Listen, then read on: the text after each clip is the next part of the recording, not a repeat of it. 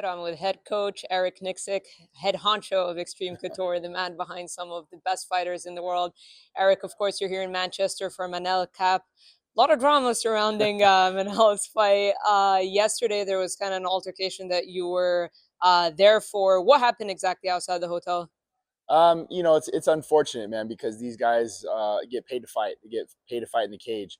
But it was a very weird situation because we were all walking back into the hotel, and then Mokaev and his team were coming out. They were very peaceful, and Mokaev offered he wanted to take a picture with Manel. He said, "For our Muslim brothers, let's take a picture for peace," and Manel agreed to that picture.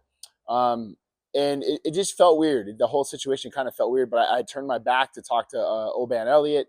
And then all of a sudden, when Manel posed for that picture, Mokaev like sucker punched him. So this whole thing ensued.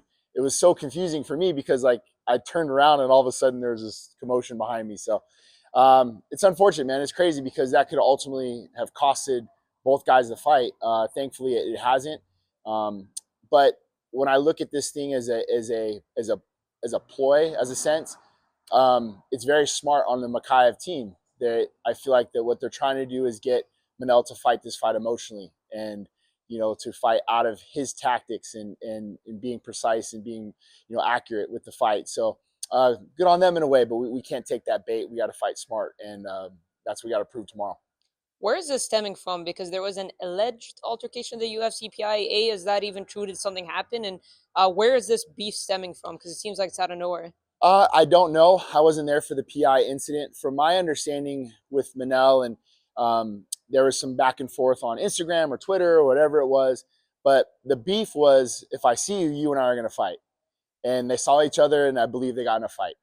The difference between that and anything that you do is the approach. The approach was with Mokaev and the team was we're being peaceful, and we fight on Saturday, and let's show our Muslim brothers peace and salam and all that. They're speaking very friendly to one another, and then for that to pop off.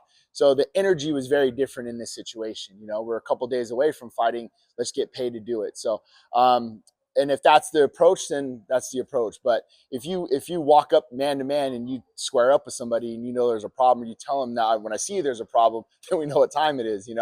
But it is what it is. It's over. It's over and done with. We got to figure out, stay on our game plan and how to approach the fight for Saturday and not fight with our emotions.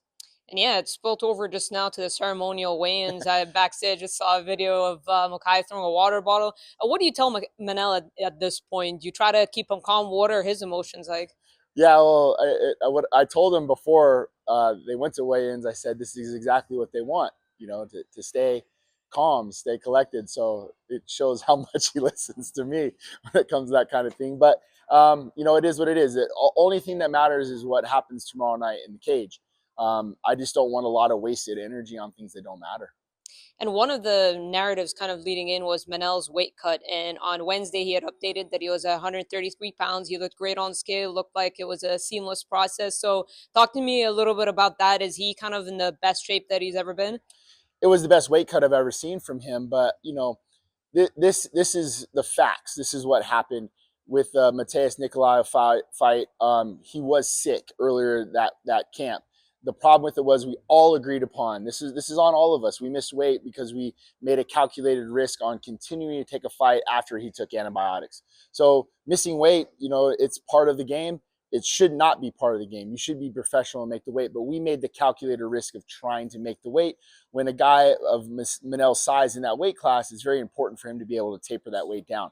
We didn't have that opportunity. We took a calculated risk and we failed. So all the pressure was on Manel this time around because he lost in my opinion, he could have had a title shot by this time. So that was on us. And now it's our turn to redeem ourselves and show that, hey, we screwed up this time, but this is not who Manel Kape is. So this guy, we showed up here during fight week, we landed, he was 133. So his weight was on point. He made weight last night on our final workout. This morning he walked and he was 125. And this fight is in the early prelims, which is surprising a lot of people. Went from the main card to the feature prelim to the early prelims. Was Kape as well surprised about this? I mean, why do you think that is?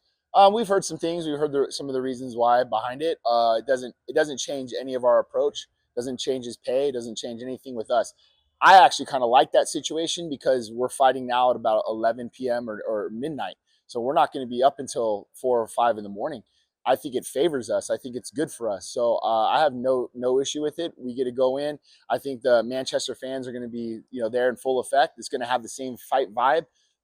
Your pay stays the same. Everything stays the same. The opponent's the same, so nothing to me really matters on where we're at in the card.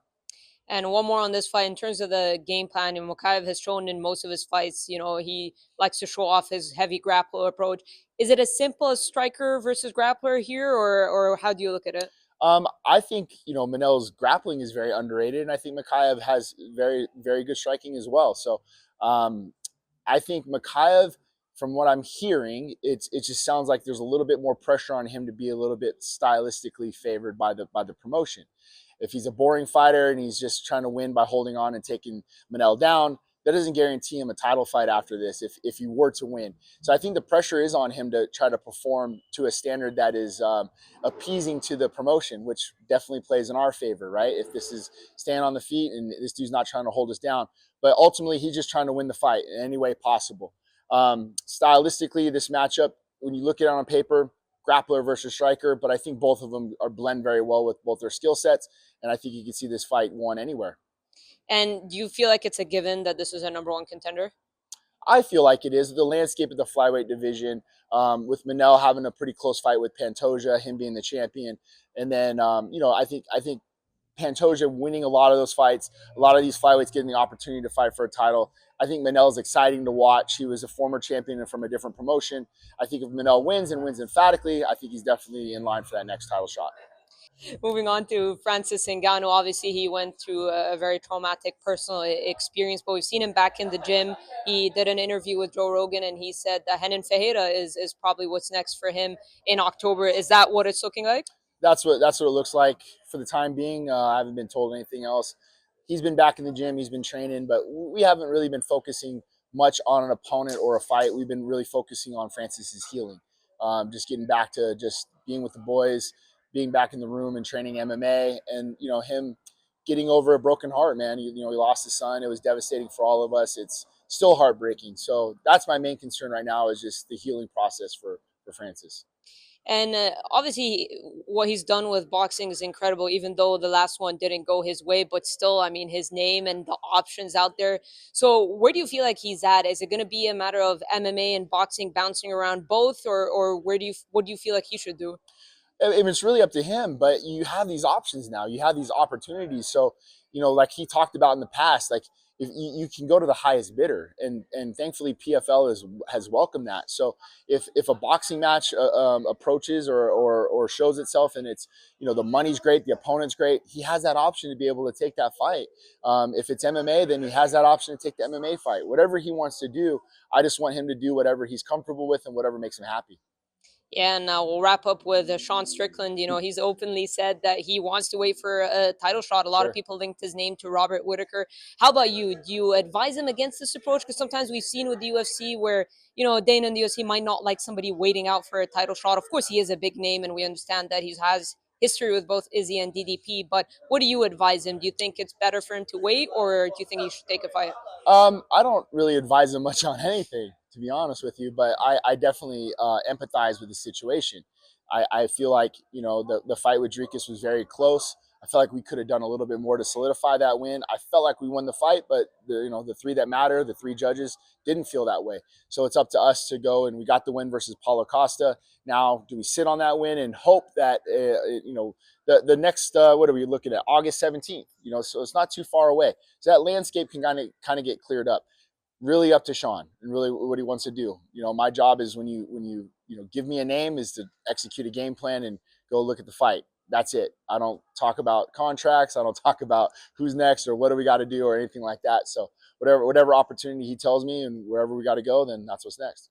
Who do you think wins, Adesanya or Dricus? Man, this is a close talk. And listen, I think for me, when Dricus fought Whitaker, I always knew Dricus was for real, but that fight in particular really is like, oh, I see what this guy's doing now. I think he's starting to understand his approach to MMA. And I've always had so much love and respect for Dricus and his team, but it wasn't until after when I really got to know Dricus and kind of sat and talked with him. This guy really knows what he's doing. He's a great champion. I think this fight is very, very close. Dricus is awkward in a style that kind of like Sean is, but Dricus has more power, right? Like they're both kind of awkward in their own way. And again, this middleweight division is only good with Israel Adesanya in it, and when he's effective. So I'm looking forward to both of them. I'm looking forward to see what type of Israel Adesanya comes back. Obviously, he has the skill set to beat anybody in the world. So 50-50, I think it's a toss-up, but I don't want to see people counting out Dricus. Any chance that Strickland goes out there, maybe weighs in as a backup or anything like that? Any talk of that? I doubt it. I don't know if he'll go all the way to Perth to do that. I mean, you have to pay that dude a lot of money to do so. But right now, he's I don't even know if he's in striking distance to make weight. So we'll see. One final one. What's going on between Strickland and Chris Curtis? Are you going to get involved in that or let him be? Oh, when Dad gets home, I'll have to straighten him out for sure. Yeah, for sure. I go out of town for too long, and then it turns into drama all the time. But when I get home, Pop sets everybody down, and we make peace. All right. Well, Eric, I appreciate it. Thank you so much for your time.